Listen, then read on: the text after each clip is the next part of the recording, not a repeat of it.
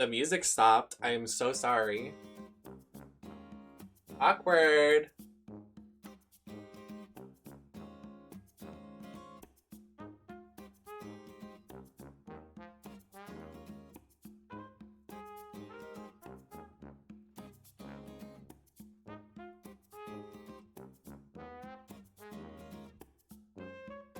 You know when I wear the bob, it's all hell breaks loose. But you know, I was trying to keep the trans color themes going tonight.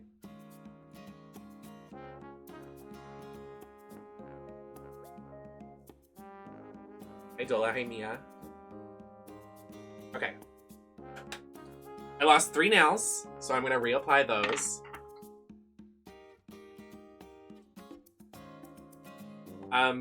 But I am set to go for this review. Hi, Chad.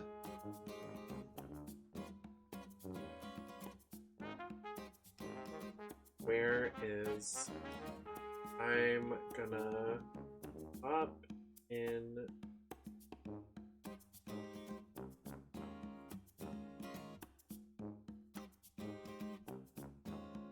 Necro, thank you so much for 19 months. Chad, did you watch the Game Awards? Did you enjoy? Sorry, this like dress is like not ironed. I was trying to keep the trans pastel-y colors going.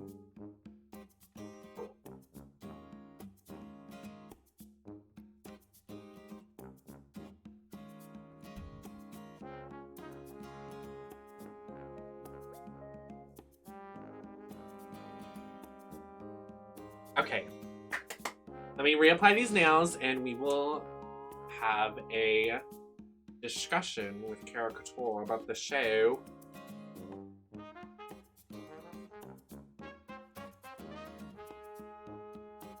I know, Jenny was telling me you couldn't get it off. I was like, oh no.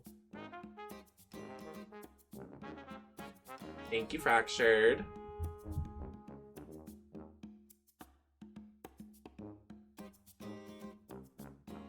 Ow.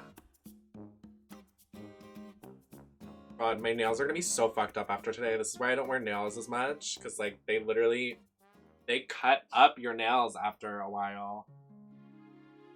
Like my cuticles are probably fucked. It's fine. As long as I look pretty.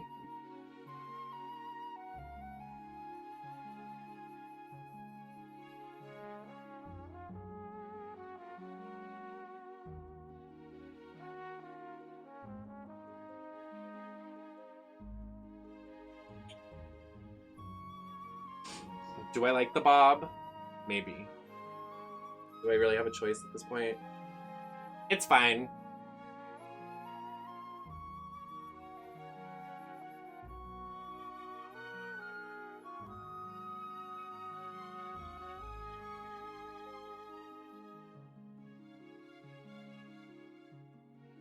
God, please. Yeah. My nails? Oh, poor girls. Okay. Shh. I still have my thing on. Because I am an official co-streamer. T!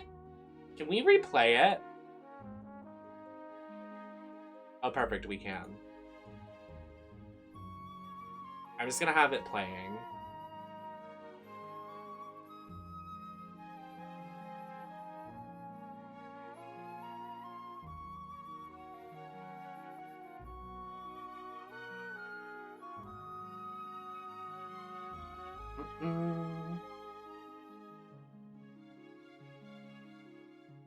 Oh, not the loading, not the buffering.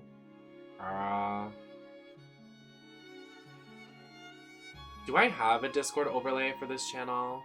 I'm so sorry, I'm underprepared. T. Discord.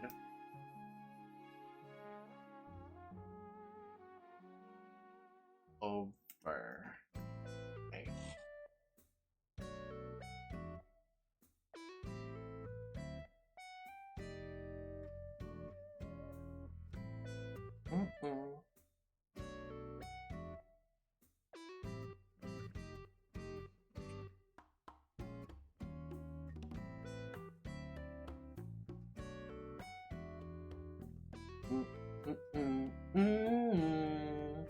Hi. Hey. I'm trying to set up the widget right now, so it made me join earlier than I was supposed to, but hi! Hi. I think I'm good. Let me just... That was amazing, that show. I know. Like, literally, we have so much to talk about. I was not expecting a lot, but like... Same. That was a lot. I think it's a lot. It was a lot better than last year's, in my opinion. I agree. You did last year's as well? Yeah. I did it off my Mac and it was real laggy. I don't even know where to start. Where do we start? I don't know. Were you happy with a lot of the winners? I definitely was very happy with a lot of the winners. Especially, I felt like this year it was very, what's the word? I've had a couple glasses of wine. Varied. Like, there wasn't, like, it wasn't just, like, a clean sweep like Last of Us was last year. I felt like everything was pretty, like, everything got at least something, except for, like, I think Ratchet and Clank didn't win anything, which was kind of sad, but... Yeah, I mean, it was one of those weird years where, like, there wasn't a clear front runner, and it could have really gone any way, and for the most part, it kind of did all night. Like, everything was really mixed. Most things that were up for something. Ratchet and Clank and Psychonauts were really the only two that were up for multiple things that didn't get any. Yeah, they didn't win any awards, did they? Mm-mm. That's really disappointing, because they definitely did deserve. Absolutely. I'm previewing the pre-show, so, like, what my thought is that we could just, like, go through all of this, really. Yeah, for sure. Oh, it's like, VOD is laggy as hell. Were there any standouts to you, like, that you're like, oh my god, I'm so hyped for that, before we even... The Wonder Woman game. Me too, 100%. I lost it. I was gagged. I was like, I didn't expect that at all. Yeah, same. And I've wanted, like, Rocksteady specifically to do a Wonder Woman game, because I thought, like, that really frenetic combat system would work really well for Wonder Woman specifically. I agree. But I'm also fine with, like, just getting a Wonder Woman game, period. Like, I know, and she definitely deserves one, because I feel like in all these games she's been in, like, Injustice, and I think she was in, I don't even know what other games all I think about is Injustice and how she's such a girl boss in all of the story. Yep. And, like, she definitely deserves her own. So, yeah. I'm definitely pleased with that.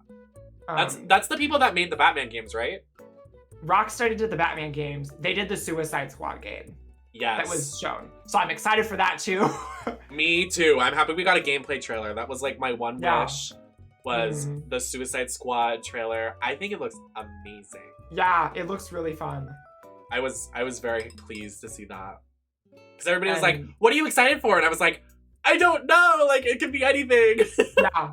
Same. I looked at, like, stuff that had been announced that, like, was coming out, and I was excited for Nightingale, because the guy who is running that studio used to be at BioWare for like 17 years and was there, like, in charge when Mass Effect 3 came out and Dragon Age Inquisition and Andromeda, and then he left to start his own studio, and I'm very intrigued by that. Like, I don't know really what to expect of that game, because there was a lot of different things going on, but the fashion in it I'm very here for. I know, there were a lot of new games that came out tonight that, like, we've never seen before, and I was like, damn, a lot of indie games too, not to, like, be like, indie game, but, like, I was shocked. So I'm gonna try to, like, get through this VOD, because I'm trying to see what they did release. There was a game, the Texas Chainsaw Massacre multiplayer game. Now that, I don't know. I don't even know what to expect from that. I'm kind of excited for it, but then also, like, it's another multiplayer 4-player game, so I'm like, another day, but I think it could be really fun. Yeah, like, I personally am not, like, a horror fan, so I probably wouldn't play it, to be fair. Here, let me see. Game Awards reveals. Let me see if there's just, like, a list. I know, there was definitely a lot. Yeah, there was a lot of, here, all the news and announcements. Perfect. Okay, oh, cool. So it's, why is this backwards? What, it started Okay. from the end of the show? Yeah, Oh. like, and it goes back through to the beginning. But I am kind of, I mean, there is some stuff in here that I like totally forgot about. I know, it was a long show. Yeah. I think it's the longest they've had. Yeah, I don't remember it being 3 years, or 3 hours last year. I thought it was only 2. I think it was only 2 as well. I think this year because it was a live event and it was actually 3.5 because the pre-show. Mm-hmm. They had a lot of stuff on the pre-show as well. Wait, did Resident Evil Village win anything? I think they only won the Best lead performance. Mm-hmm. That was the only thing they got. Oh wow. I'm mouth agape right now. You can't see me, but I'm mouth agape. That's shocking. Yeah, I thought they were gonna win a couple more. Well, they were like they asked Reddit who they thought was gonna win Game of the Year, and that's what Reddit said as well. Resident Evil. Yeah. I was for sure it was gonna win Game of the Year. I think, yeah, they did do good at the Golden Joystick Awards. Because that was last week or the week before. What is that? It's another gaming award show. But I think it's more like industry. Oh no, it's like the People's Choice Award, but gaming. Oh, okay. I didn't know that existed. It's British. That's what it is. It's as voted for by the British general public, but it can now be voted by anybody online. Gotcha. But it's been, oh wow! As of 2018, the ceremony was in its 36th year. So it's 36? Yeah, it's been around since 1983. How did they do shows like that in 1983? Wow. Yeah. And me just finding out about it today. I'm shocked. I didn't know that either. Let me see. Okay, here's the little list. So the first thing they show off was Tunic, which is that box. I thought that looked really cute. Oh my god, yes, that, and I hate to skip ahead, but the Grim Reaper game.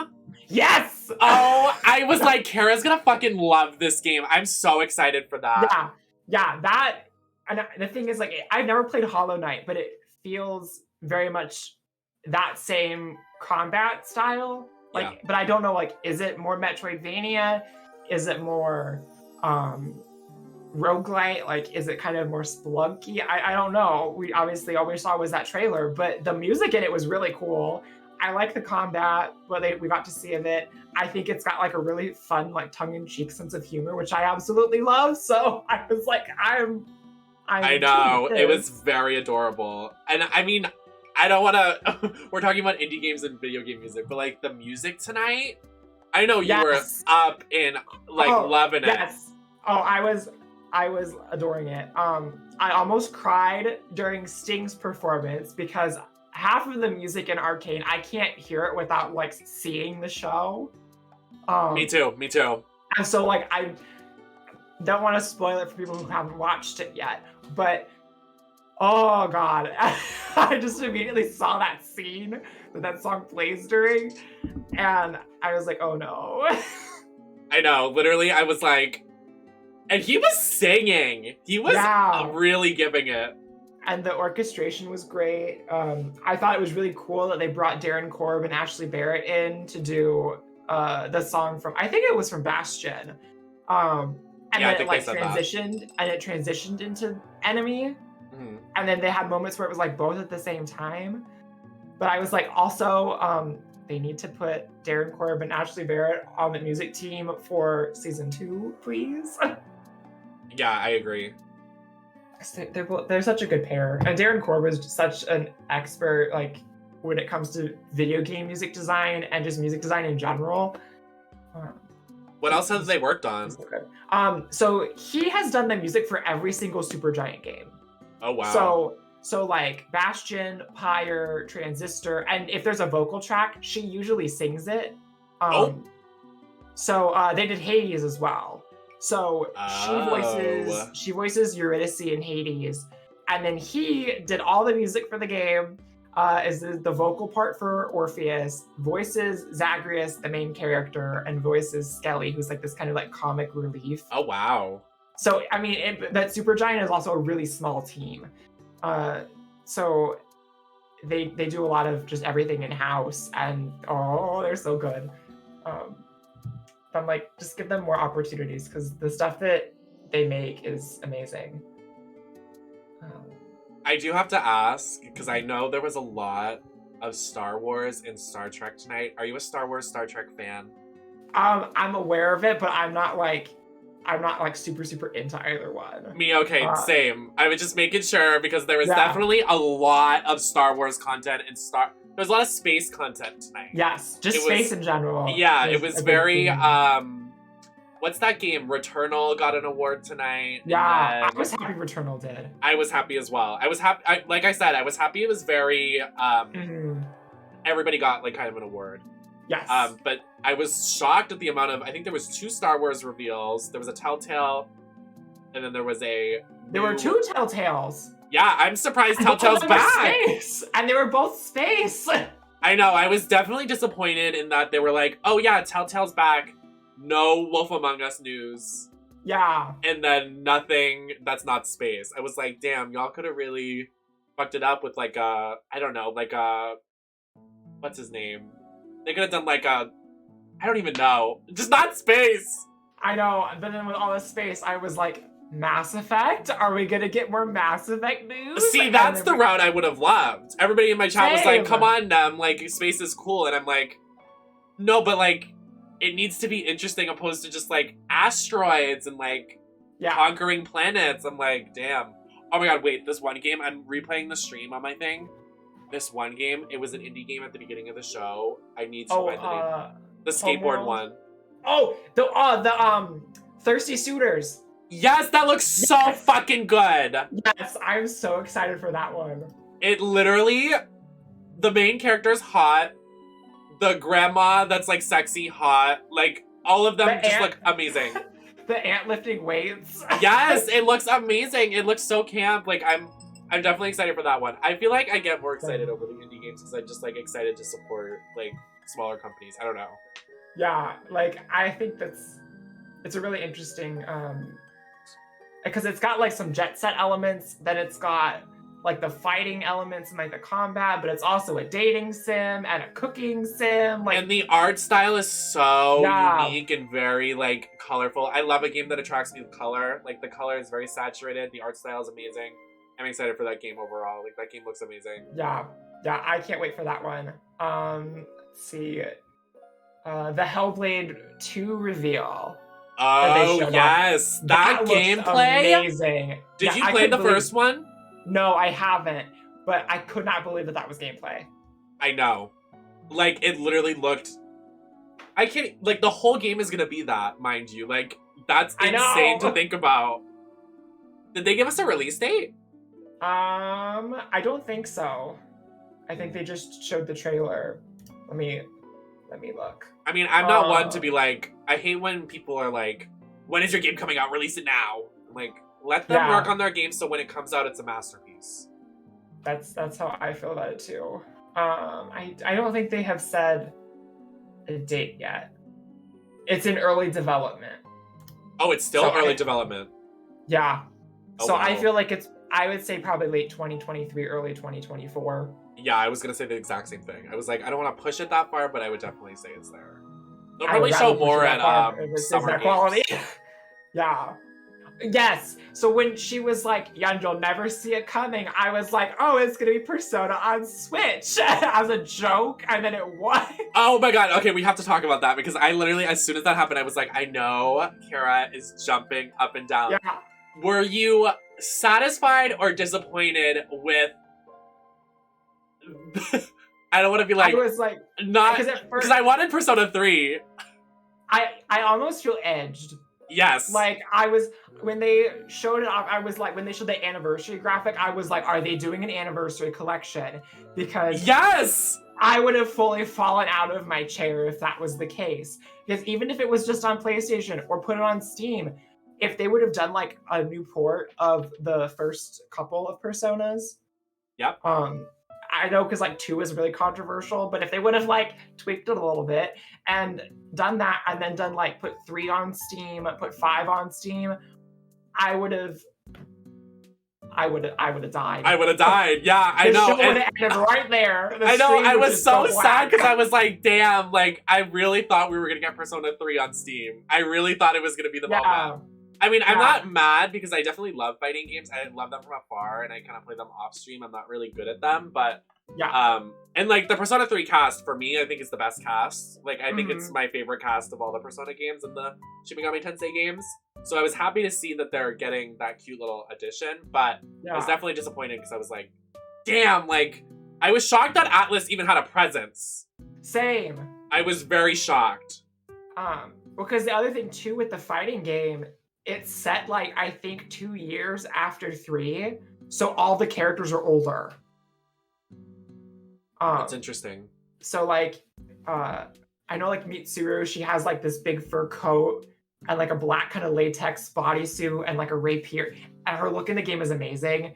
I think her like entrance animation, she like steps out of a limo. Oh wow. Because like they all like, and the fighting game has a story to it, so it's like all of the characters from 3 have like, they've all graduated high school and they like have all gone on to like professional lives. Yeah. So I wish they would do more stuff with Persona characters like that. Yeah. Because they have so many things they could be doing that they're just not. Well, I think also Persona dancing also takes place after they graduate as well. Yeah. So I'm like, I just wish they would, not that they're doing anything wrong, because I think like they do more than other companies, but I wish they would just they have a great cast already. Why not keep using them? Exactly. I mean, they did it for 5. They did it for Persona 5 Strikers. Yes. And that was great. I agree. Like, so it's like, do more stuff like that. There's this one game I know you're probably gonna be up for because of the music, but Planet of Lana. Yes. The music in that trailer, I had my earphone pressed into my ear, like that was beautiful. And the little cat thing at the end. Yes! I was like, and everything has spider legs, but at least we get this cute little cat. I know. Hi, Harming. There was like this really cute, it reminds me of the dust bunnies in Final Fantasy. Yeah. I don't know if you know who those are, but like I don't play a lot of Final Fantasy, but it reminded me of the cute little dust bunnies. Like I'm having it on the screen right now. It looks like. But that music was just beautiful. I can't. Absolutely. Another indie game looking sexy. Honestly, so it's like we've got that indie game. We've got Thirsty Suitors. I know, and then the Grim Reaper game, and then there was a lot of indie games here. I was very happy, very pleased. Same. There's a lot of stuff that I'm really looking forward to. Here we go. The 29 biggest announcements. Oh my god, 29? Jesus. Okay, but this is just like, I think it's more so like the hype one. So it's like Suicide Squad, Star Wars Eclipse. I will say that cinematic trailer that they showed for that looked amazing. Yes. With the drums. Like there were some really cool like little animation details in that I was really impressed by. So this one, it's like it's the same developer as Detroit Become Human. What is that? It's I can't remember what it was, but it's androids and people. There's a guy from Grey's Anatomy who's in it, but it's like very story narrative, choice driven. I think David Cage had something to do with it, or he directed it, or something along those lines. But it's set during the High Republic era, which I don't know when that is. But it's allegedly supposed to feature multiple playable characters and a branching story. So, if that's the case, I'm excited. Yes. Sorry, Sting is singing on my screen right now, so I'm like looking at the... I loved the orchestra tonight. Yes. I'm mouth agape, amazing, like, damn. Like, they really do it up in the Game Awards. And then the ending, I don't want to jump ahead, but like the ending with all of the, I love when they do that every year. The orchestra. Same. That's my favorite part of the whole show. I almost get teary-eyed. Yeah. It's just so beautiful. I remember profusely crying 2017 Game Awards because that year it was Breath of the Wild, Persona 5, Horizon Zero Dawn, PUBG. I mean, like the music and I think Celeste was in there too. Oh my god. Or that might have been 2018. But okay, so apparently this is prequel Star Wars films era. Oh, those are the Star Wars things? Yeah. See, I don't know anything about Star Wars. I really don't either. I just know Yoda and Darth Vader and the Force and and Ahsoka Tano and the Fierce Lady Jedis. I know them. Yeah, I don't know anything. Like, I only know Darth Vader and Jabba the Hutt and whatever. But the games looked good. Yeah. I know Alan Wake 2 is another big one. Yes, I haven't played those, but I know they're a big hit. Yeah, I haven't played them either, but I think it is interesting that they're taking the sequel. Instead of it being an action game with horror elements, they're taking it in a survival horror route for the sequel. Because they're like, the story is there for a survival horror game, so we figured why not make a survival horror game? So yeah, I think it's gonna be cool. Telltale, I know we already discussed it, but I really wish we got Wolf Among Us news. Yeah. Like, I really thought we were going to get it when they said Telltale. Or I really thought they were going to do... I don't even know. Like, I really don't know what I was expecting, but I really was not expecting Star Wars. Like, at all. Well, because they're doing the Star Trek one. And then the other one they're doing is like an Amazon series. Yeah, so I saw that. I was like, that's odd. And then it looked nicer than the Star Trek one did. Yeah. I don't know, So how long has it been since Telltale's had their last game? When did the last season of Walking Dead come out? That was the last one? I think so. Here, Telltale. Yeah, Telltale, people in my chat are asking. Telltale they retired their company, but I guess they're making a resurgence. I don't know, because during the discontinuation of Telltale, they did announce that they were making Wolf Among Us 2, which is very odd because Telltale was on the decline. So I don't know if that has I don't think we've ever heard or know any intel on Wolf Among Us 2 because maybe it got caught up in between the discontinuation of Telltale's company and then maybe like writers got lost in translation there. Like they got like lost up in all the like company ending. I don't know. Like we haven't heard of it since everything ended. Yeah, I was talking to one of my mods about this the other day, and he said that he had heard that like Wolf Among Us 2 was a potential reveal. And so I was like, well, I didn't play the first one, but also like when they said this next thing's coming from Telltale, I was like, if he's right about this, I'm gonna scream. And then it was some space thing, and they're like, and at first I was like, oh, it's an original storyline. Like, because I've never heard of that show because I don't watch anything on Amazon Prime. And when they're like, oh, it's an Amazon series, I was like, oh, like that's cool. But of all the things they could have done a story out of, that, like, I would love. This is like I would just love if they did like a Telltale Dark Crystal game, like based off of more so the TV show, like the Netflix series, or something that was like in a Jim Henson-y universe. You know? Yeah, I think that would be really good. Like even like Labyrinth. I mean, especially because Little Nightmares and Dark and what's the other one? Lost in Random have a lot of elements from that, and they definitely have succeeded. So I think if Telltale did something like that, it would be such a good success.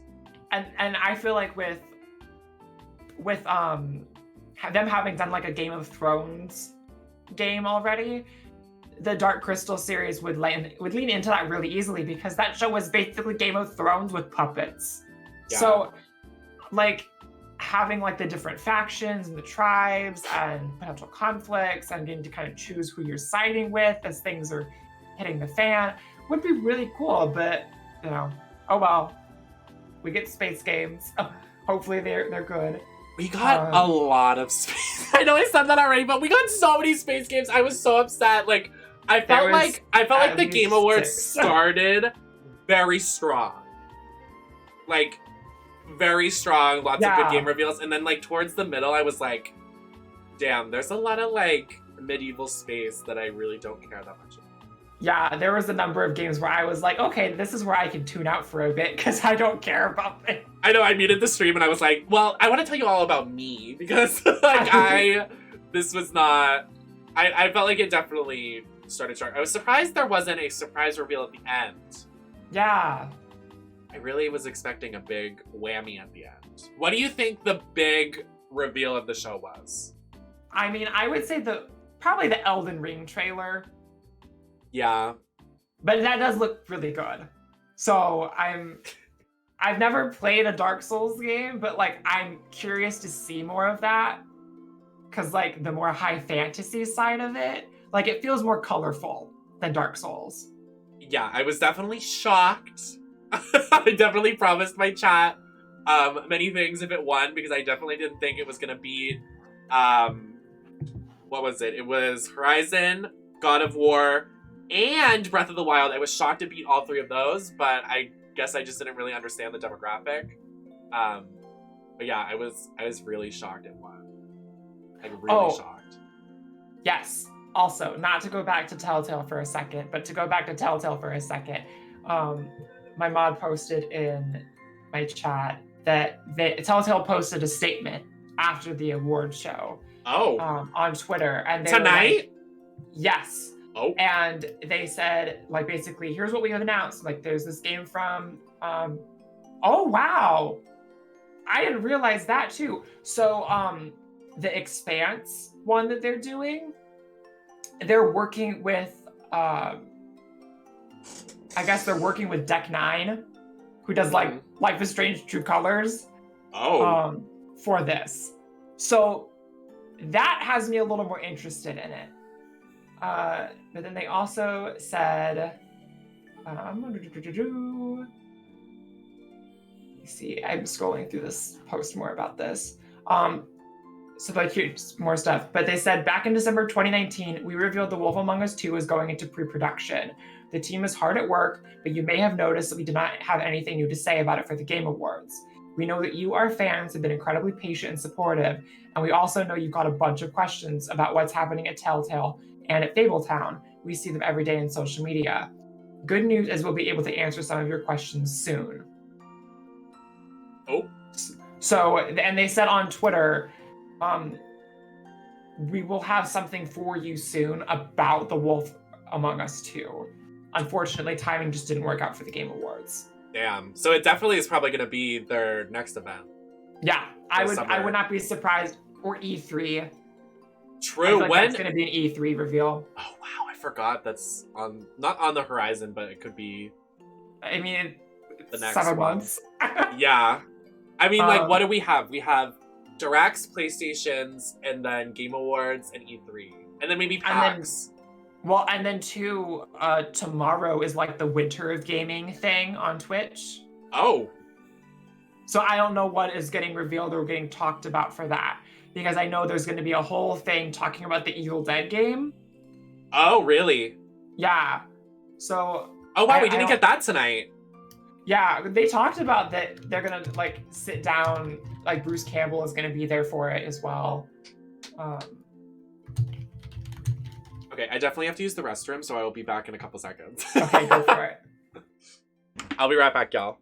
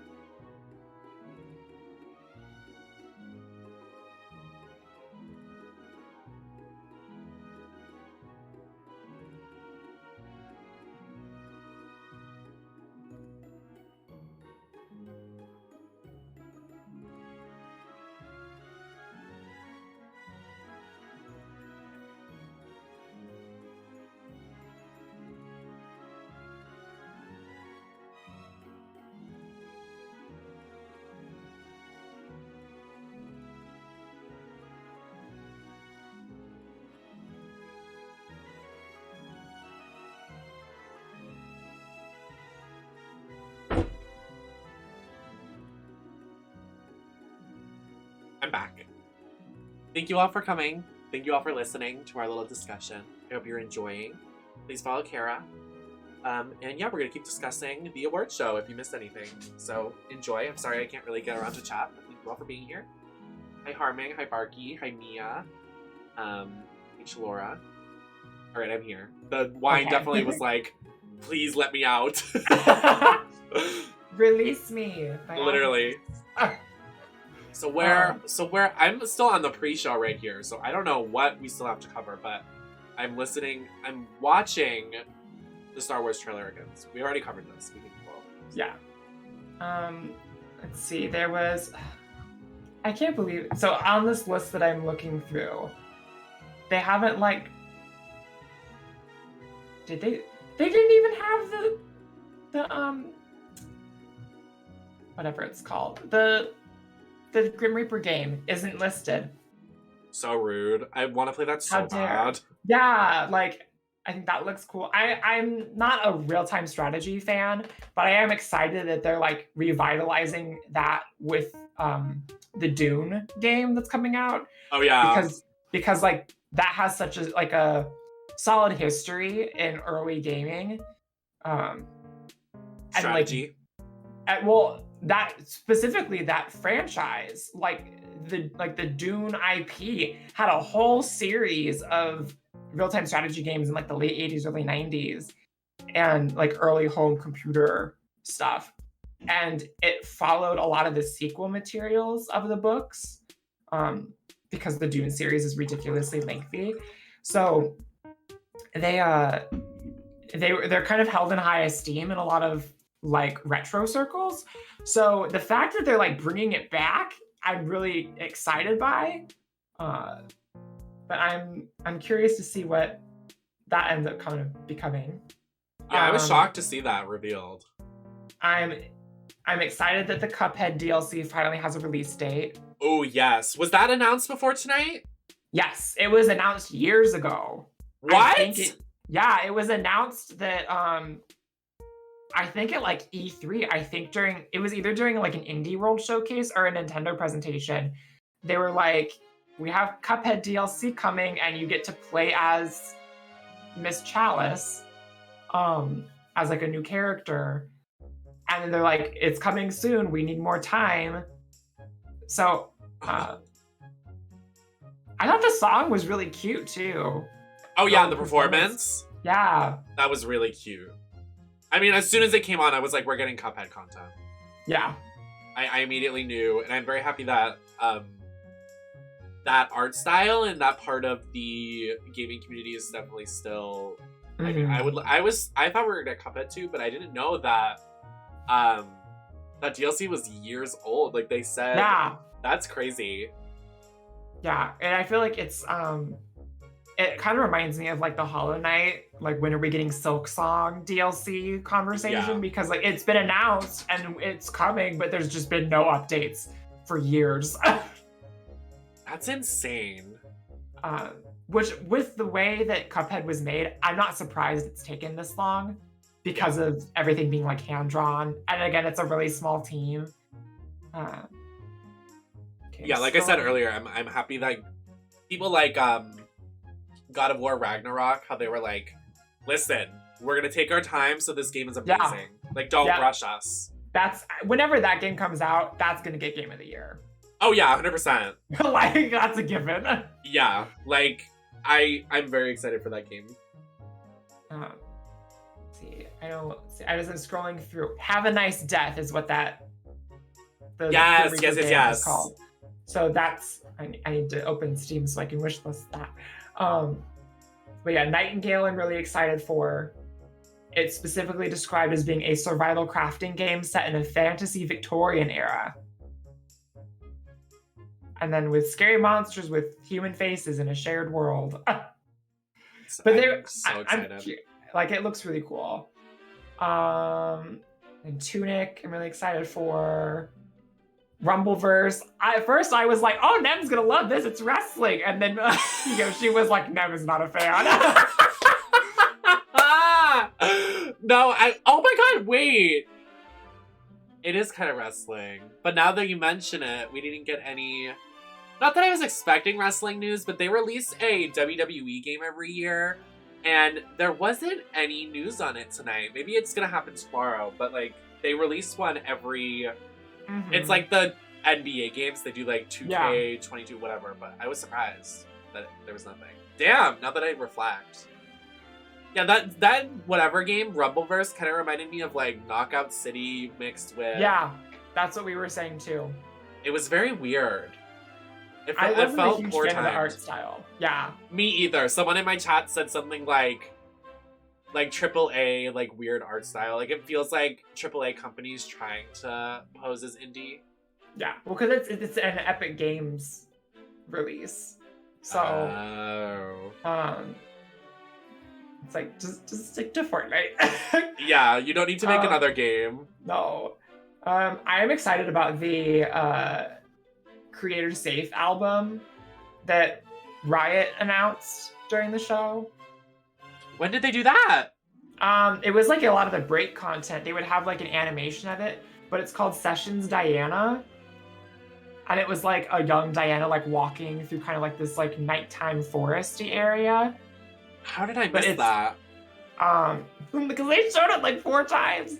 But it was I think it's like 42 tracks or something like that. I will pull this more. It's an ambient music album based on Diana. Wow. So it is because this is their second Creator Safe album. The other one was based on Vi. Really? Why have I never heard of this? But they're all copyright free. Oh my god. So they've made it specifically to be Creator Safe. There's 43 songs on it. A lot of them also worked on the last album. I might have never heard of this. Wow. Wait, we haven't talked about any award winners. Are you happy that Miss Lady D won the award? Yes. I'm so happy. I figured it was either going to be her or the main actress from Life is Strange. Me too. I thought it was between Life is Strange, Far Cry, and Lady D. Yeah. I thought Far Cry was going to get it because the demographic is like Reddit and like straight people. Mm-hmm. So I was like, please, if there is a god, give it to Lady D. Like, I beg. So I'm very happy. And she looked great. Oh, absolutely. And she did all of the, I don't know if you've seen the videos, but they're my favorite thing to watch is the motion capture videos. Mm-hmm. I love that shit so much. I could watch it for hours. She did it all, and she voice acted it. Yeah. Like, she's so good. Like, we do not deserve Maggie Robertson. I know. I hope we see her in more roles. Same. Like, I hope this really launches, like, a prestigious voice acting career for her. Yeah. With gaming in specific. I'm not, like, super familiar with her history with things, but I feel like if she kind of stays in this lane, she could very easily fall into, like, a Jennifer Hale sort of role of, like, being a really prominent, like, heavy hitter, like, iconic voice in gaming. So I hope that that's what ends up happening for her. Really the only one that I was like surprised really more than anything by was it Narrative that the Guardians of the Galaxy game won? Oh, no, I don't think it was Narrative. Wait, was it? I think it was Narrative because we were all like, oh, it's going to be Life is Strange.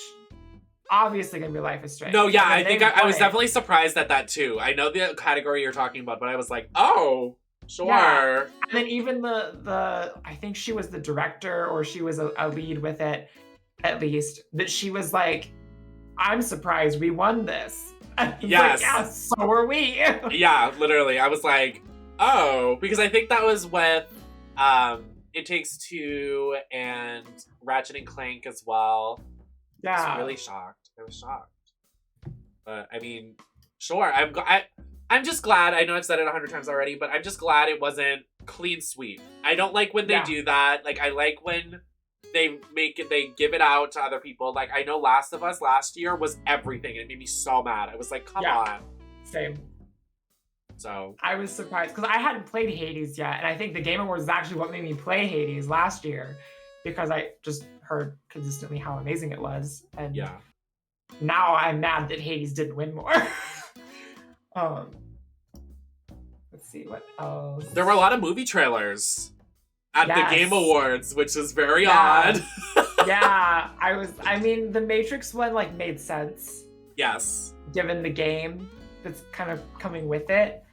Well, it's not really even a game, it's an interactive experience. So is what it's being marketed as. Yeah. But when they first showed the movie trailer, I was like, is this the game? Because if this is the game, this looks amazing. But even still, the game looked it looked really amazing. Cool. Like, as much as I don't want a PS5, I don't know if God could bless me with one, or maybe someone in the chat, but like, I don't know what it is. I don't know what PS5 has in it. I don't know what kind of they're doing in there. But like, the games that are coming out for PS5 are pretty impressive opposed to PC. Like Horizon as well. Yeah.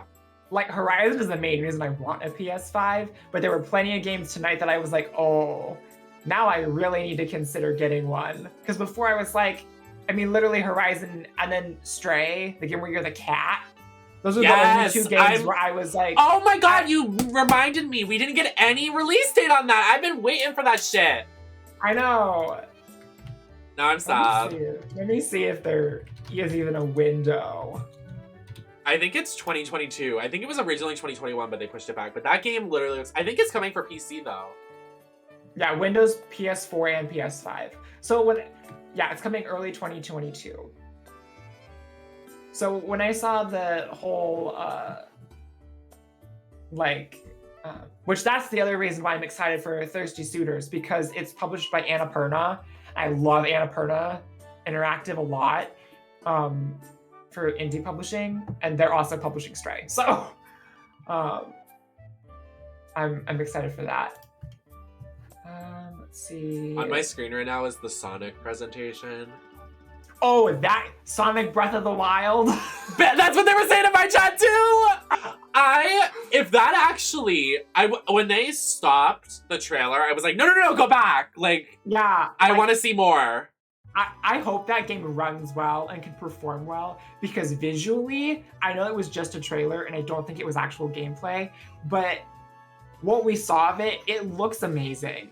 No, it looks incredible. I really hope it plays like an open world game, because I think that could do really well. Oh, absolutely. Especially just because of the speed, just the fast travel around everything would be really fun. Yep, and the giant monsters. Yeah. And then watch it play like Sonic 2006, where it's just glitchy as hell. Oh my god, no. I would be so upset. I hope it's not like that, because for me, I don't know. Like, I don't think there's been a good Sonic game in my heart for a while. No, I think, was it Sonic Mania? Was the one where they, like, had fans do it? Yes. Like, that one was good. And then I think Sonic Generations is really the only other, like, main Sonic release that got, like, critical acclaim. Well, and then also, like, Sonic Generations is literally just old games as well, so they're pretty much like, yeah our old games are better. Yeah. So, I mean, yeah, I really hope it does well. I'm kind of excited for it. The movie movie looks cute. The better than the original, because of the characters' inclusions, like Tails and Knuckles. And I'm also really excited that they have an actual voice actor voicing Tails and not, Chris Pratt. Right. Like, take notes, studios. Like, and like Colleen O'Shaughnessy is such a veteran in things. So like, I'm so happy that she's getting to do this. This is totally unrelated, but I feel like if Sonic was released nowadays, I feel like Tails would be a non-binary icon. Yeah.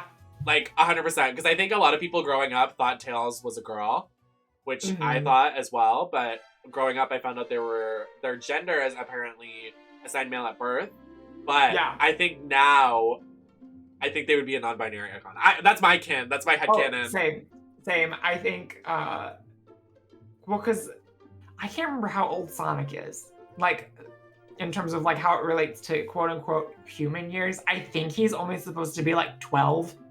Like, and I think Tails is supposed to be like 8 or 9. Oh like God. Tails is really young, like small child. But yeah, we were saying too, we're like, this movie's gonna flop, it doesn't have Rouge. Oh my God, yeah, someone was like, please show me Rouge, and I was like, I need Big Titty Bat Lady. I love her. She's really, she is the moment. It sucks that I don't play a lot of Sonic games recently, but I don't think there's been. Yeah, I don't either. I don't think she's been in a lot since Sonic Heroes and Sonic Adventure. No, other than like the Olympic Games. True, yes. You're right. But also, if there's a Sonic 3, which I wish Knuckles would have been saved for 3, because it would have followed the actual original trilogy, where like the first game is just Sonic, the second game it has Tails, the third game has Knuckles as like the primary thing. Right. I think that would have been cute. But I get that they're like, we don't know if we're gonna get a third film, so let's just put them both in this. But if they do get a third film, can Maggie Robertson voice Rouge? Literally, please. Like, I would gag. That'd be so good. What else was there? Oh, for other games, Forspoken, I think looks really good. What was that one? It was the two women came out to present it, and the main actress had like the gold dress. Oh, I know what you're talking about, yeah. And it's like, it was, oh, yeah. Yes. And it was shown like during the original PS5 showcase, and it's like, yep. Normal Earth girl is sent to this like high fantasy other weird realm, but it looked really cool. No, yeah, and like it definitely looked very intense too. I remember having that conversation. It was like, oh, this looks too intense for me, but I love a good like action. I'm trying to show it up on my screen right now. Like, I love when they also incorporate kind of like actors and actresses in the face. Like, yes, they like put them right in the game, which I think is great. Yeah, same. I think that the way that it moves, it reminds me of like Horizon in a way, of Horizon Zero Dawn. Like, it's got that same kind of floaty combat and maneuverability. But I'm excited for that. I know they showed more Babylon's Fall, the Platinum Square Enix game, and I think it looks so much better than what it did at E3. I'm not sure I remember the E3 one, because E3 is honestly kind of a blur because there was such a flop this year. Yeah. It was so rough. Did you do anything with E3 this year? Yeah, I did it mostly in Discord. I streamed the Nintendo presentation live on Twitch, but I did the rest of it as like just a casual, like, let's just hang out in Discord and watch this together. The main things that I was like, we are for sure, like, I really want to watch this with as many people as possible, was the Wholesome Direct. Yes, I have the shirt from the Wholesome Direct. Amazing. It's so good, and like, I love the Wholesome Direct and that whole team. Yep. And what they do and the presentations that we get out of it. I can't believe that it's only the second year. They did show a game that was in that today. What was it? I don't know how to pronounce it. It's the one where you're like the little girl and you can jump into animals and inanimate objects. Yeah. I remember being like, we saw this before. And it's based off of like world mythology and cultural settings of New Caledonia. Yeah. So I'm excited for that. I'm glad that got like a more front and center stage. I think the Halo show looks good. Oh yeah, there's a show. Yeah. So it's on Paramount Plus. It's a live action series. I think it's Halo show. I can't believe that's a thing. But then let me look and see. Like thinking when I was a kid when I would play Halo, and like now it's a show. That's so funny to me. And Jen Taylor is coming back as Cortana. Oh really? And she's been Cortana like the whole time. So again, like, another amazing instance of like putting a voice actor in a role that calls for that versus just slapping a celebrity name. Yeah. Master Chief is played by Pablo Schreiber, who's in American Gods. And then Natasha McElhone, who's in Californication, is like the other prominent lead. But the cinematography in it looked really nice. So I'm excited for that. Then there was, I'm just scrolling through to see what else there was we haven't talked about yet. The game that the creative director is the guy who made Silent Hill. Oh my god, yeah, Split Eye, fuck. Slitterhead. Slitterhead. That looks so unique and so crazy. I'm obsessed. At first, it kind of reminds me of Parasite. Right, yes. With the face things. Reminds me of Resident Evil 5 a little bit. Yeah. And then that first one where she like turned into the spider, I was like, is this gonna be like a Junji Ito type thing? Because I feel like it could lean into that as well. I mean, it's definitely not a game I'm gonna play because I'm too much of a wuss to play yes. it. But I was like, oh, that's cool. Like, and the composer, who's doing the music for it? It's very unique. Very gory too. Yeah. Okay. So Kiichiro Toyama is the creative director. But I want to see who's doing the music. I thought it was The music in it was cool. No, yeah, I agree. I was definitely paying attention to a lot of the music. I was like, let me put my headphone in, because, like, yeah, the music can really take you somewhere.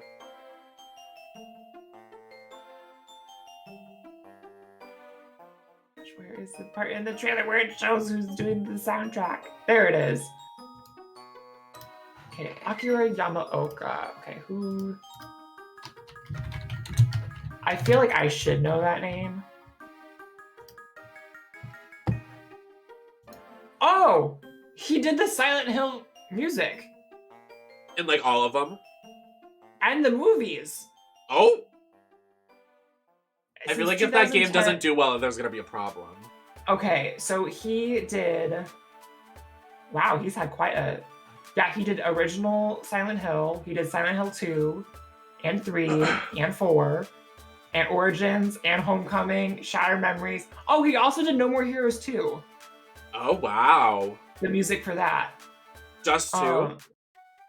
And Lollipop Chainsaw. Ah! Okay. And Booked and blast. Let's see. He did Silent Hill Book of Memories. He also, he did the Time to Make History remix and Persona 4 Dancing. Oh, that's a classic. I have that on my playlist. I have a Persona playlist. And then he did the obviously like the Dead by Daylight Silent Hill music. He did. Oh, really? Too. Yeah.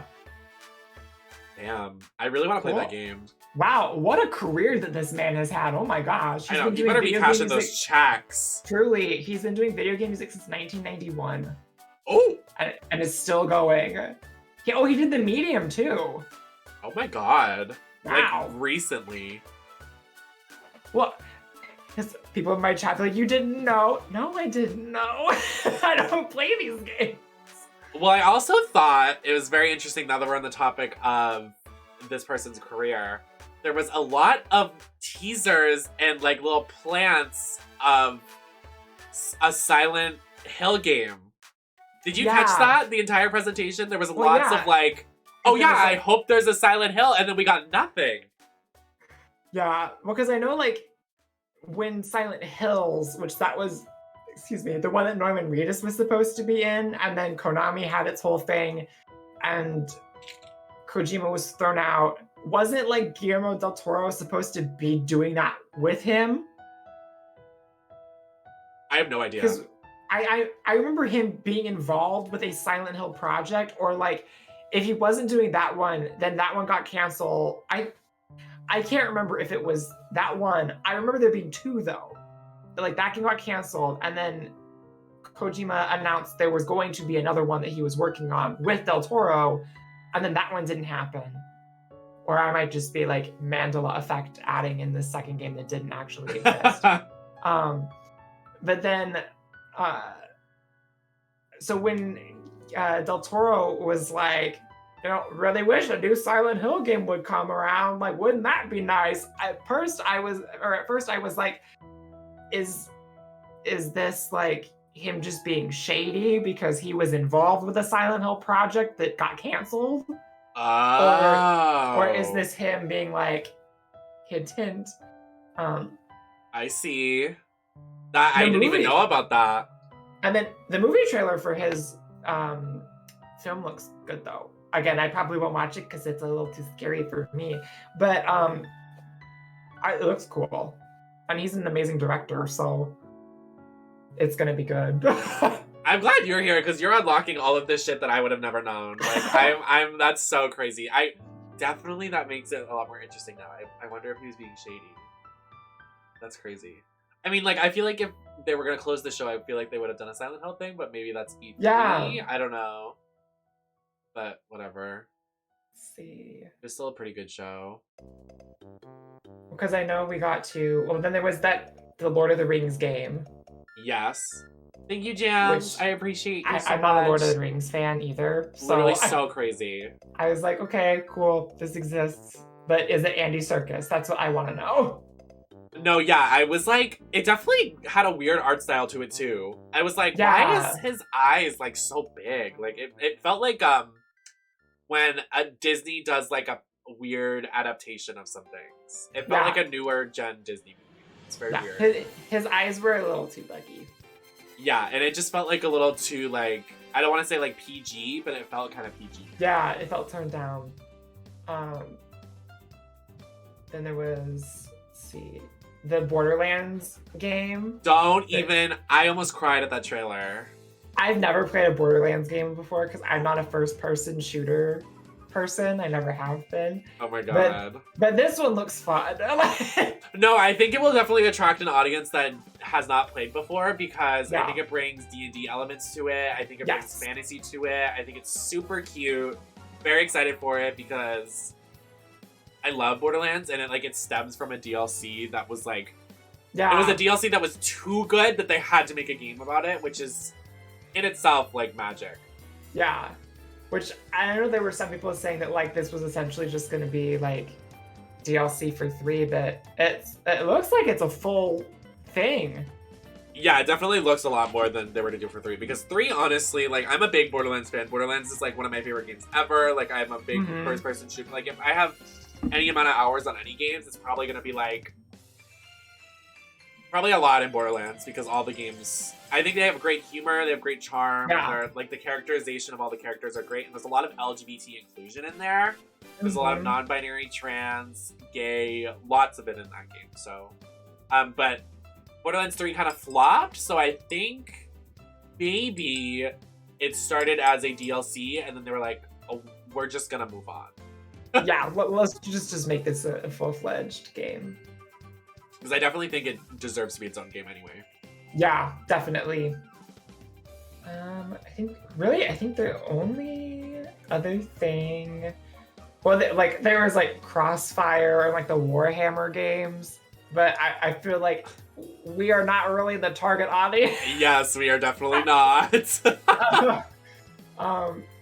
the Warhammer cinematic where like they were like ripping things heads off, and I was just like, this is for straight people. Yeah, I definitely got up and went to the bathroom.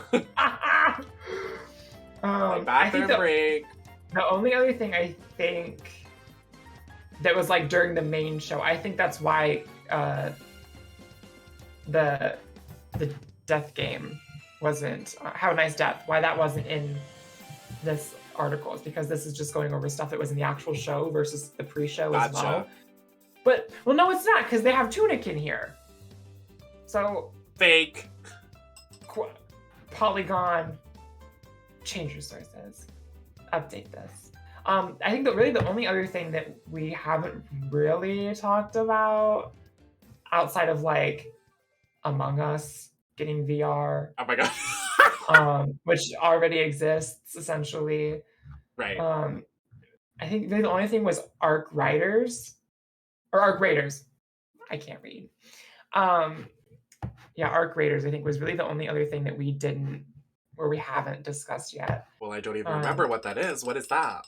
So it is a player versus environment shooter. And I really wasn't like, I was like, okay, cool. It's a shooty game. There's robots.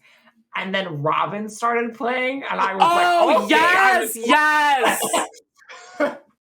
I was like dancing on my own, baby. Yeah, I was like, I'm not into this, but now I'll buy it because you put Robin in the trailer. Yes. Literally, I was like, that's how you win the game's over. Just put Robin in anything. It was so random too. It did not make sense. Like I was watching, I was listening to the song and just like jamming out, and I looked back at the screen and I was like, wait, how does this have any chord? Like they did not really. It was very weird. But honestly, that's how I am when I play games off stream. Like I'll play games that are like really like that doesn't go with the music I'm listening to. But like when I heard Robin and specifically that song, I was like, okay, they've stolen in footage from my house, and this is what I would be listening to playing this game. Is I would just be like running around shooting these robot alien things, just vibing.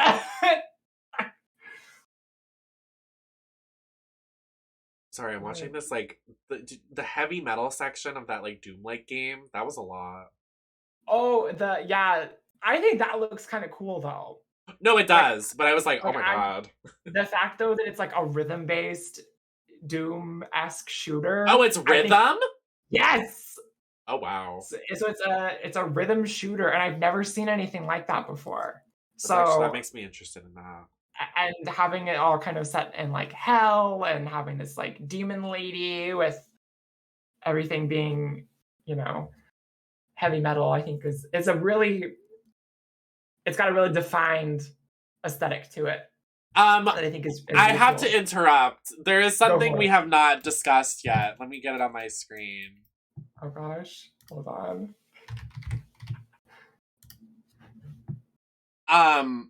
We didn't talk about Deer having a commercial. Oh, absolutely. And I said on stream, I was like, this shady bitch. I literally was gagged because, first of all, let me just get this out of the way. When it happened, I was like, oh my god, fuck her. Like, I can't believe, like, I'm so... Because I remember her texting me about, like, this thing she's filming. And then, like, everything, she's like, oh my god, it's not that big of a deal. It's not for anything. And then, like, she's like, no, I'm not going to be in the Game Awards, whatever. Then this thing comes up and I'm like, what the fuck? And then I was almost to tears. Because, like, literally, like, that's major. That is so major. And, absolutely. Like, shout out to every LGBT, trans, there was another drag queen, like, everybody involved. I was so happy to see that.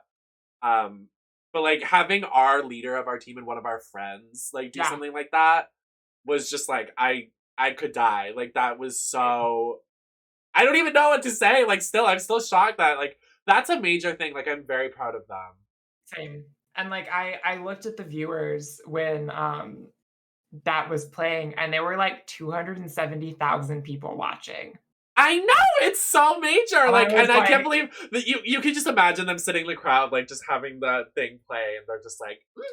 And Deer would just be sitting there, like, neutral face. Yes.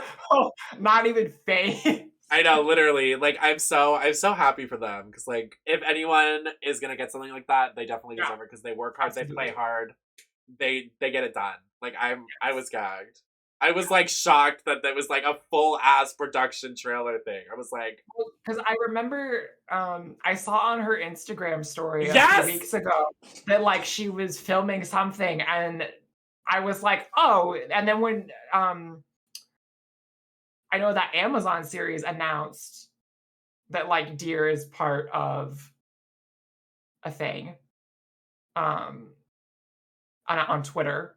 They announced on the show. Yep. So I was like, oh, that's what she was filming for. Me too. So when it showed, like, streaming in drag, I was like, wait a minute. Literally, I was like, ah! I was gagged. Like, I'm still shocked. I'm so happy for them. But we definitely needed to address that. And they had, like, that whole presentation about... First of all, they opened the show. We haven't talked about this either. They opened the show. They're like, fuck Blizzard, fuck Activision. Yes, like, that was period. amazing. You better. Yeah. Like, I'm so happy. Like, thank you for saying that. And Yes. then, throughout the whole presentation, I know the Game Awards has definitely caught fire because they didn't, there were people saying that, what's the leader's guy's name? George or Jeff? Jeff Keighley. Jeff didn't Yeah. speak out properly against Blizzard and Activision, but I think really he just gave it to them, and like first thing of the night was literally like, we're doing Let's this. get this out of the way. Yes, yeah, and like we wanted to be like, yes, we support everybody. We want to show more LGBT. Like I was blown away at the inclusion of everybody. Like there was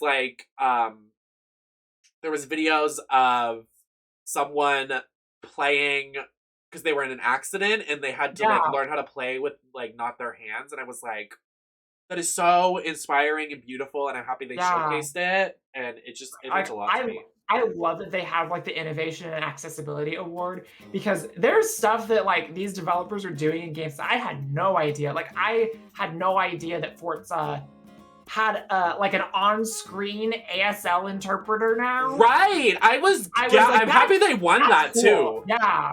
Like that's really cool. And I hope more developers like do something similar, because like subtitles can only do so much, you know? Like sometimes you need that, you know, the visual of the communication and, you know, the context a little bit more. And I think that having the interpreter there to help dictate the mood of what's being said and how it's being delivered is really cool. Well, and then also, like, on top of that, like, thanks a lot to the Game Awards giving more visibility on that, so hopefully a lot of other people take notes, because, like, literally, the people that went out of their way to go and do the interpreter and do that, they won a freaking award. So, like, hopefully that kicks companies in the ass to be like, let's drive for inclusion, let's drive for more accessibility, and like it made me very happy. Same. And I know like Forza and their developer, like they've got a pretty good reputation for always having more accessibility and challenging themselves to make the games more accessible. So I'm glad to see that they just don't stop and they just keep going and doing more things with it, and I'm excited to see what they do for the next one. I'm trying to think of the awards that won. I look at the site. I'm gonna use the restroom before we talk about the awards. Go for it. I will pull it up. Awesome. I'll be right back, y'all. Oh, I spilled something. Everybody, please go follow Chara. I'm having an amazing time hanging out with them and talking about the awards. I gotta pee though. Pee, pee, pee.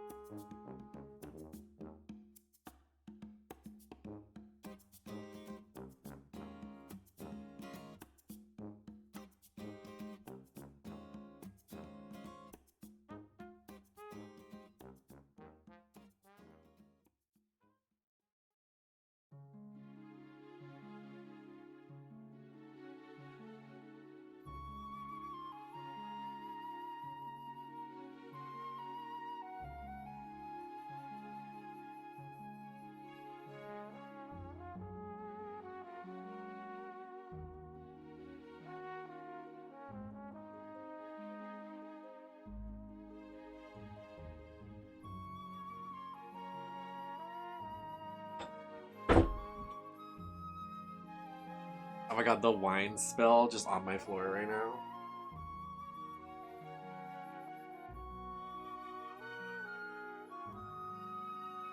Alright. I spilled wine on my floor earlier and it was really bad. Oh no! I just had to throw one of my jackets on the floor because I couldn't find paper towels, but whatever. Oh my god. Okay, let me pull up this as well. Before we go into that, I can't believe we didn't talk about this because I thought this game was so camp. Steel Rising. The one where it's like mechanical, like it's set in Paris during the French Revolution, and it's like yes, King yes. Louis XVI has made this like mechanical army, and so you play as her name is Aegis, like Persona 3. But she's an engineering marvel who was made to take on the king's ranks of automatons and change the course of history. But yeah, so you this is so cool. No, yeah, I saw the trailer and someone was like, this is amazing. Oh yeah, I agree. That was very cute. Yes, and your character is like a dancer, like you're with like katana fans or something. Yes, and like so everything is it just it looks really cool. I think that I can't believe I forgot about it because that's the other game I'm really excited about besides the Wonder Woman one. I know. Well, there was a lot. It was a 3-hour show, like 3.5 if you count the pre-show, like. Yeah. And then there's awards in there, like. There's a lot here. So, yeah, we were talking about it earlier. Best narrative was the Marvel's Guardians of the Galaxy. It was best narrative. And it beat out Life is Strange, It Takes Two, Deathloop, and Psychonauts, which honestly was pretty surprising for me. Yeah, same. I think that was the biggest, I guess, upset of the night. Yeah, I agree. I think everything else made sense. I think Deathloop winning Best Game Direction made sense.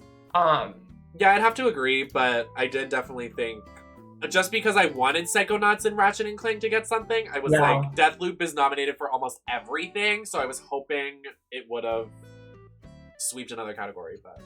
Yeah. And I'm happy that Deathloop got art direction too, but I was hoping it would be Kina. I agree. But I think Deathloop has a really strong visual presence and has a really engaging art style that I really like a lot. I'm curious to see, because I don't think this is the first thing that Arcane has done, that Arcane Studios has done. But I'm more curious to play Deathloop now. Yeah, me as well. Like I think that it's got a really cool concept, so I'm excited for that. I almost want to do it as a meme, as like going back and like, okay, Game Awards had it so many times, let's figure out why. Yeah, exactly. I'm also very happy that Cyberpunk didn't win anything. Yeah, I'm actually looking here. Best score in music. Did you think that was deserved? Yeah, I figured it was either going to be Nier, Artful Escape, or Deathloop. I agree. I'm very happy that Nier won something, because like Nier music for me, amazing. And I know Nier Replicant was sort of a remake, but I'm happy it won over. I just didn't want Cyberpunk to win it. Yes. I was kind of surprised that that Forza got audio design. Like kind me of as well. I was like, what? But apparently it has really good music. Yes, and also just like the car design of everything too is another like big part of it. Oh, that makes sense. And the sound design for that. Let's see. Oh, hi, thank you. But yeah, I was surprised Village didn't get audio design solely for the baby. I can't believe the only thing they won was Maggie winning Lady D. Yes, I can't believe that. I'm also like, part of me is like, I can't believe that was all that game won, but also I feel like it makes sense that that's the only thing that won, because she's the most memorable part of that entire game. Yeah, I agree. And then she spoiler, but she's the first boss, so it doesn't end. Yeah. Pretty, but it's like, damn. No. And like, she was so hyped up for so long that like, she is that game. Like, you can't talk about Resident Evil Village and not like talk about Lady D in the next sentence. Yeah, I agree. So I feel like her winning is deserved in that regard, because she made that game what it was. I agree. And then people just kept playing because they're like, well, I guess I gotta keep going. Did you play these? So the category for games for impact, right? I've only played Chicory of these. Right. I know you really wanted Before Your Eyes. I really did. Yeah. I want to play it because when I heard you describe it, I was like, oh, this seems interesting. So You have to play it, Kara. You really do. yeah, I want to. I haven't played Life is Strange, but I know Carpet Cleaner, who's one of my mods, has played it extensively on Oh yeah, stream. I'm happy it won so many awards as well. Yeah, same. So like I've watched a lot of that game, and I think it's very well deserved. But I'm also like not surprised that it won when it's up against like 4 smaller, like lesser known indies. Yeah, that's true. So I was really hoping Chicory was going to get it because it has this like really beautiful storyline about mental health and how it relates to creative processes and burnout and like being a content creator in general, of like how it's okay to, you know, take a step back and do something for yourself once in a while. You don't have to do everything for everybody all the time. I had to like take it in perspective because I was like, oh my god, like Chicory's gonna win, because I thought our indie game showcase was more than it was. I was like, oh my god, like it got nominated for like Stream Queen's like indie game showcase. Like, oh my god, like I can't believe it didn't win Game Awards. But Yeah. I was like, I really expected it to win. Out of that, is Boyfriend Dungeon gay? It can be. It's got some good music in it. I know it got a lot of flack when it came out. Sheena. Because the woman in the picture is who you play as, and then like all of your boyfriends are weapons, and it's a roguelike. So but then like it's also like a dating sim too, so you date your weapons. But the so it's kind of Soul Eater. I was literally thinking Soul Eater down. Yeah, and it caught quite a bit of flack when it came out, on Twitter at least, because there's one character in the game who is like a full-on like very aggressive stalker of you, and there's no way to like opt out of that storyline. Oh, I don't and like those that. conversations. And there wasn't, I think at the time, there weren't any trigger warnings for that. Because So people new. who were, but people were also saying like too, like if you're gonna put something like this in your game, you should at least put a statement out about that. Yes. Because you should have enough foresight to know that that's gonna be triggering for some people playing this game. And so it got a lot of flack, and they went back in it, and I don't know if they've made it skippable or what they've done to change it. I know they've at least added a trigger warning in there. But it's, I was surprised I mean, it's another one where like I was surprised it was up, but I also wasn't, because it had such a cultural grip for a while on Twitch. I wish I saw more people playing Chicory. I haven't seen a lot of people play it outside of like when it first came out, because it's so good. I'm not familiar with No Longer Home, so I didn't know what to expect. Me as well. No, from that. So I was like, the other 4, like I'm aware of at least. So yeah, Life is Strange winning, I wasn't surprised by. But Games for Impact is very much a category that's like one of my favorites every year to see, because it always ends up leading to me finding games I wouldn't have otherwise played or wouldn't have otherwise found.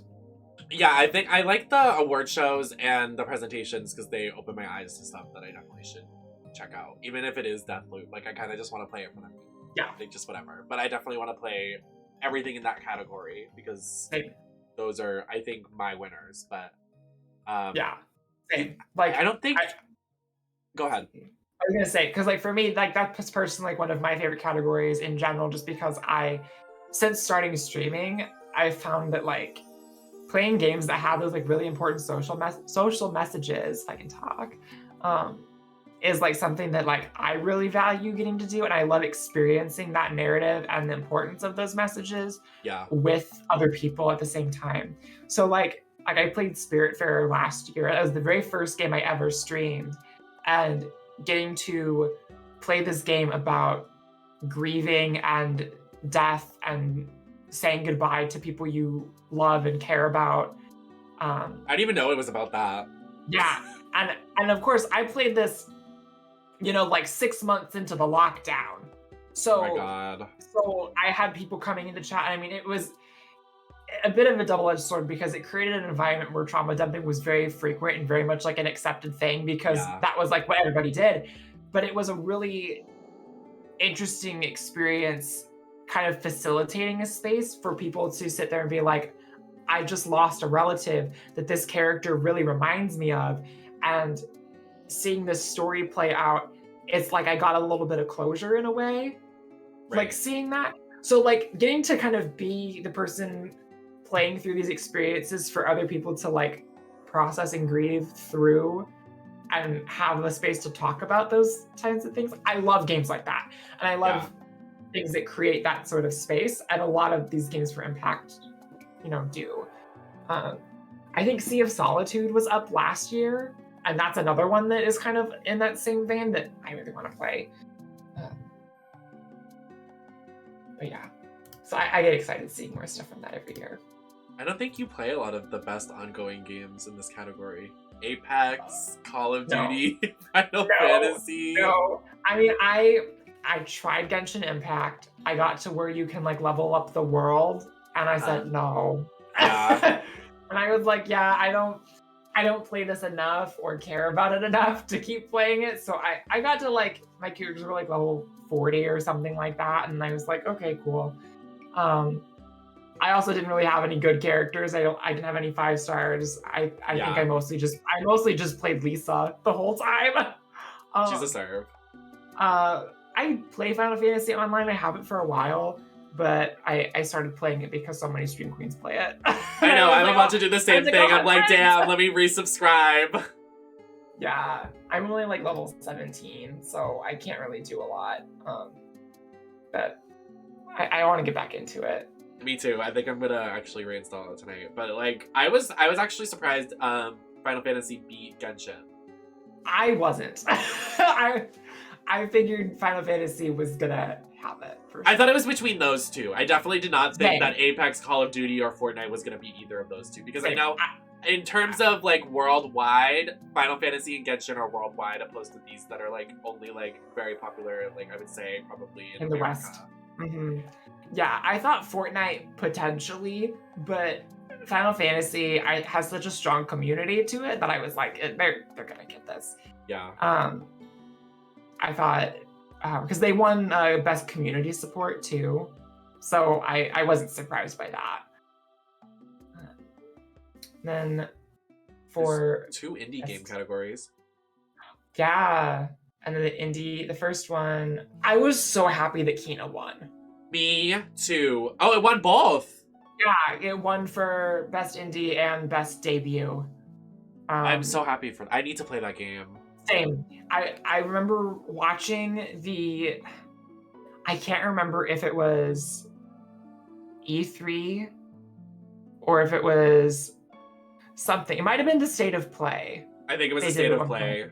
Because I did a State of Play stream of it a while back, way eons ago.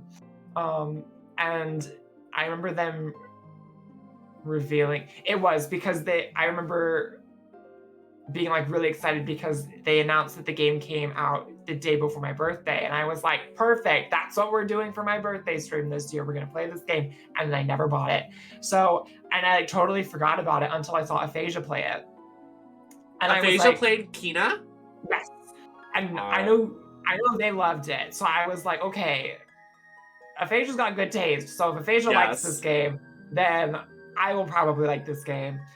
And I remember saying something to them in a voice call, and they were like, Chara, you have to play this game. You will love this. Like, this is very you energy. And I was like, cool, bestie. And I still haven't played it. So, but I am like trying to figure out stuff to do for end of the year. So maybe I'll buy this and we'll play it. I'll have to look and see if it's on sale on like the PlayStation Store or something. Yeah. Because I know Lost in Random was, and I bought that. So. Oh my god, yeah. I think I was like struggling to figure out what I was gonna do with it, but I was like, I'm gonna play it once, so I'll get it on the Game Pass or whatever. Yeah. But best action game. I was shocked Returnal won. Same. I was very surprised, but I was also very happy with that. just because I've seen enough of Returnal to know that it's a great game mechanically. Yes, I agree. But I haven't played it, so I don't have that firsthand experience. But watching it I really enjoy watching it from what I've seen. It's another one of those games where I'm like, I don't want to watch too much of it because I don't want to get plot spoiled. But I think doing this like sci-fi horror roguelite is really interesting. That I think that it deserved, it deserved a win. I don't know if that's the win I probably would have given it, to be honest. But yeah, I agree. I thought it was either going to be Deathloop or Far Cry. I thought it was going to be Far Cry. Which Far Cry didn't win anything either. Oh. I didn't even think of that. It didn't win anything? No. Oh. That's surprising. I was happy Metroid won. Me too. I was just about to say, thank God that it won Best Action and Adventure. I was honestly, like, a lot of these, I was so happy that they won. Like, I was shocked. Like, I really didn't think things were gonna go the way that I really wanted. But I was really happy that Metroid won. I was really happy that, well, not so happy, but I was happy that Cyberpunk didn't win Best RPG. Tales of Arise won. Yes, my thing was I haven't played Scarlet Nexus or Monster Hunter Rise. I know Monster Hunter Rise is good. Yeah, me too. And I know Tales of Arise is great. And what I've seen of it, I really want to play it. But at the same time, I'm like, I'm going to wait for this game to go on sale because I'm still playing through 5 of SMT. I haven't taken SMT3 out of the shrink wrap from the day one purchase I got of it. I still have Xenoblade Chronicles Director Edition in the shrink wrap. I have Xenoblade Chronicles 2 that I haven't played yet. So I was like, I have all these JRPGs and then like 4 or 5 Final Fantasy games that I've got downloaded that I'm like, I need to play all of these, but I just like don't have the time. So I'm like, I'll wait to buy this for. I know. I think we've talked about it too, that we just buy these JRPGs and we just never fucking play them. Yeah. Like, literally, they're just sitting in my library. Like, when Final Fantasy, the PC port, got announced, I was like, wow, like, now I gotta play it on my PS4 because I fucking didn't play this shit. Like, I just buy all these JRPGs and I'm like, damn. Like, Scarlet Nexus I even have too and I haven't even played it. And I'm like, so when am I gonna do it? Yeah, I don't really know. Isn't Scarlet Nexus, like, vampire-y? I think so. I really don't even know what it's about, but I know it's a hit. See, I look. Oh.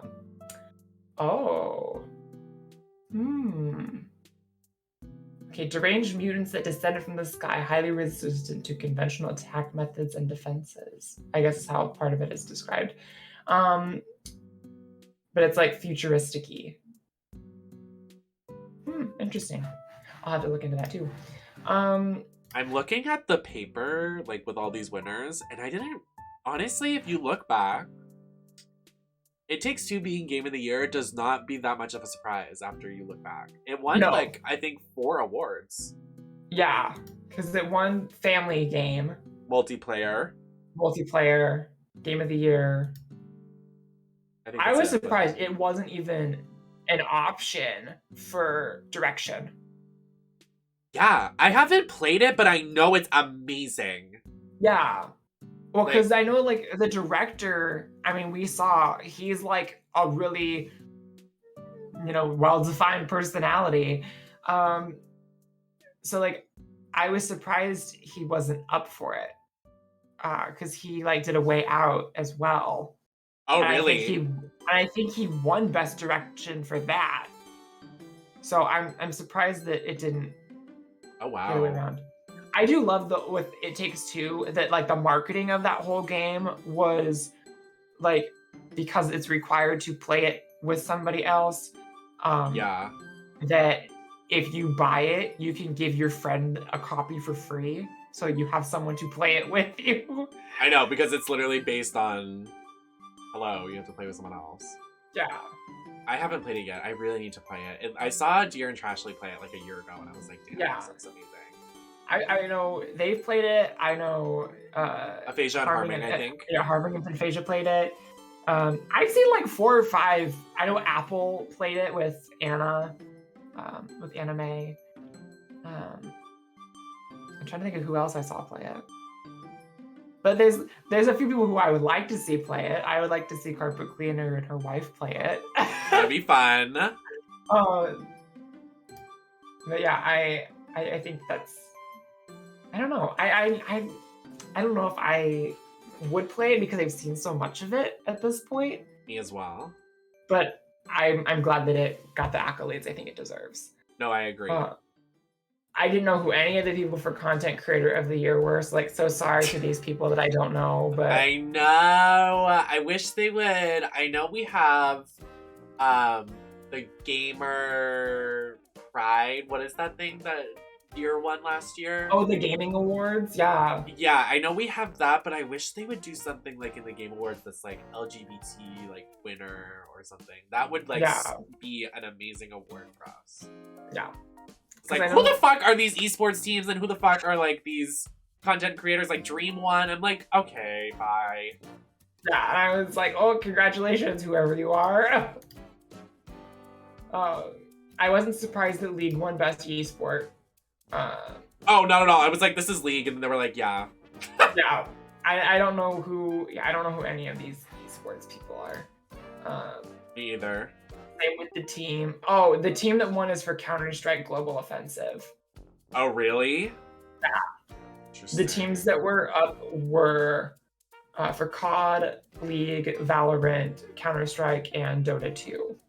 Oh my god. Okay. Fun games. Definitely not scary straight man. And then I don't know I don't know who the coach for esports. I don't know what he does. Probably League. Oh, there was an award for that? Yeah. Okay. And then I wasn't surprised that League Championships won for best event or something. For best esports event. Because like their events are top of the line. Oh yeah. So good. I agree. When it's like League or something like that, I'm like, there's no question. Yeah. League is such its own event. I'm like, there no competition. Absolutely. Part of me, when they were showing like stuff at the beginning, I was like, are we gonna get, I figured we probably wouldn't get like teaser stuff for season 2 of Arcane, but I was like, there's Arcane stuff in here. So maybe. So Game of the Year, we have Deathloop, It Takes Two, Metroid Dread, Psychonauts 2, Ratchet & Clank, and Resident Evil Village. Were you shocked? Were you surprised? Were you gooped? Were you gagged at the winner? I figured it was... I honestly thought it was going to go to Deathloop because of them winning like Best Direction and Art Direction. Yep. And I was like, okay, it's gonna be that. Like, Deathloop is gonna take this category for sure at this point. And because typically like the performance awards don't lean into who ends up winning Game of the Year. It tends to be based off of like the gameplay or genre titles, sort of similar to the Grammys, where like if you win multiple things across different areas, then you end up winning the album of the year. So yeah. I figured it was going to be that kind of scenario. So I was like, oh, it's gonna go to Deathloop. I want it to be It Takes Two, but it's gonna go to Deathloop. And then It Takes Two won, and I was like, ah! So I was very happy that it took that award. I think it absolutely deserves it. I agree. So. 100%. I was like mouth agape shocked. I was really shocked. I really thought it was going to be Deathloop or Resident Evil Village. I was like, this is Resident Evil Village 100%. Like I was positive it was going to be that. When they said It Takes Two, I was thrilled because I think it deserves all the accolades, like you said. Like I was really happy with it. Yeah. So I mean, because I thought Metroid Dread, like I figured it was gonna win Best Action Adventure because it was nominated for Game of the Year, but I didn't think it was gonna win. Yeah, same. Psychonauts and Ratchet & Clank, I was both like, they're not gonna win. As much as I would have liked either one of them to. Yeah. I think part of the problem is that for in terms of Ratchet and Clank, I just don't think enough people have played it because it's on PS5 only. Yeah. Like, I think if it literally was like full release, maybe it would have had a chance, but like literally nobody could play it because it's PS5. Yep. Like, who has a PS5? Like, literally a handful of people. Mm-hmm. So, I think it could have done better if it would have had a wider release, because I more than anything want to play it because I love a platformer, but Same. I can't get my hands on it. So, I that's not the same about Psychonauts 2. I think it had an okay release, but at least that's on Game Pass. Yeah. I just don't think it was it had anywhere to compete. I think it was probably one of the last, unfortunately. Yeah. I do too. I think it's a great game, don't get me wrong, definitely deserved the award, but I just think in terms of all of these, like, I don't think it held up to the others. I agree, yeah. So, like, I feel like if we had to tier them, Ratchet and Clank and Psychonauts are at the bottom. Yeah. And then Deathloop, Village. Was it just 5? No, Metroid Dread, I would say, is between... Oh, Metroid, I would say at the bottom, too. Yeah, I agree. And then I would say Village and Deathloop were, like, second tier, and then It Takes Two. I just wish Ratchet and Clank and Psychonauts 2 would have won at least something. Yeah. Like, I don't know if they needed more categories, but, like, I wish they would have won something. Like, I was like, damn. And then I know, like, obviously, like, we're both Nintendo stans, but I did think it was funny that for the family game category, everything in that category was Nintendo except for It Takes Two, and Nintendo still lost. Yeah. Well, like, for most anticipated, when Elden Ring won, I was like, well, because Nintendo's just sitting on all of their stuff, and they don't really show it at anything besides a Direct. Yeah. And then, like, an Elden Ring won last year for the same category. Really? Yeah. So... Wow. The fact that that just really shows, like, the staying power of the Dark Souls fan base and, like, the Soulsborne series. Because, like, that... I remember just, like, the idea of it sounding really cool, so I wasn't surprised that it got it last year. But now that there's, like, even more stuff out now about it, and we're getting gameplay or getting trailers, and there's, like, beta stuff that's coming soon, I'm not surprised that it won. I hoped Breath of the Wild would have gotten it. Me too. But, I mean, like people were saying, like, they've just been sitting on all that news, and it does not have anything to really be like, oh yeah, we're excited, because they haven't really shown a lot, which sucks. But yeah. Maybe next year, because who knows when that game's coming out. I think it's still slated for 2022. I wouldn't be surprised if they save it for E3. And that's like their big E3 release. Yeah.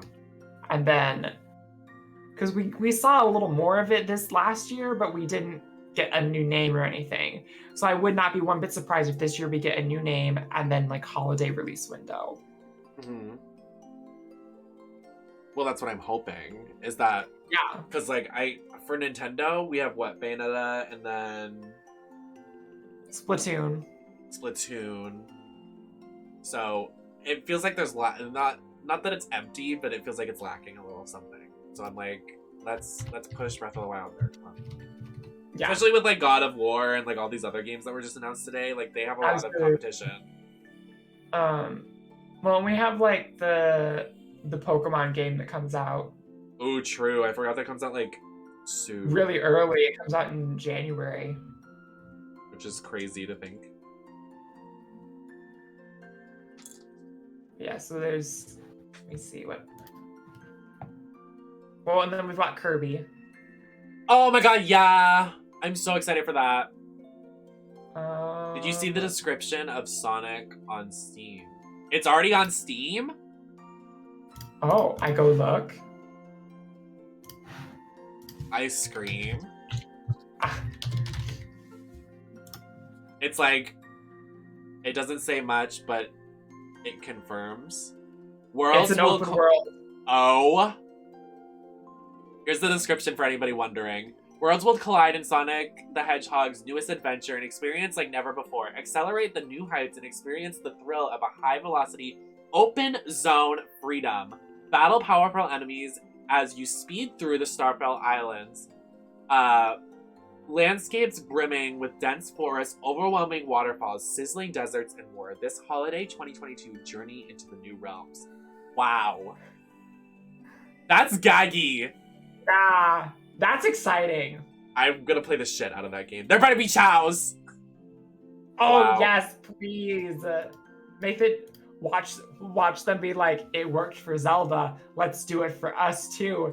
And then they just replace the Koroks with chows. Oh my god. I would gag. I hope it comes out for more. I can't believe it's coming out for Steam. Yeah. That's exciting.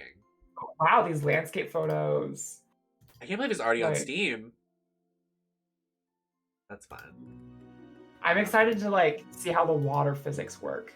Oh my god, yeah. The water in this game looks amazing. That's exciting. That was a great show. Yeah. Like, more than I thought we were gonna get.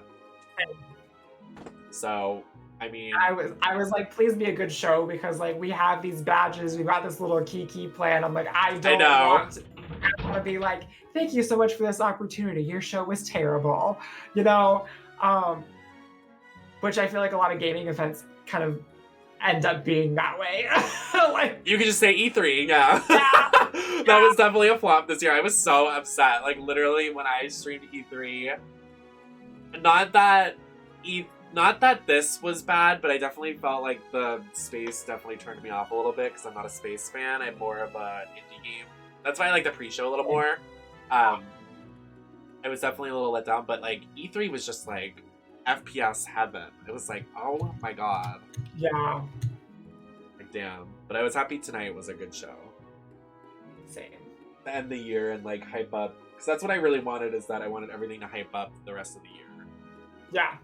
Or 2022, whatever you want to say. Let's see. Where's this Steam list? Sorry, I'm trying to find Have a Nice Death. Oh my god, I want to play that so bad! But it is, it's an action roguelite. So cute. I'm excited. Because if it plays anything like, I mean, it's not going to play like Hades because it's not a Supergiant game, but if it has like that kind of fun combat system, I will be very hooked. Same.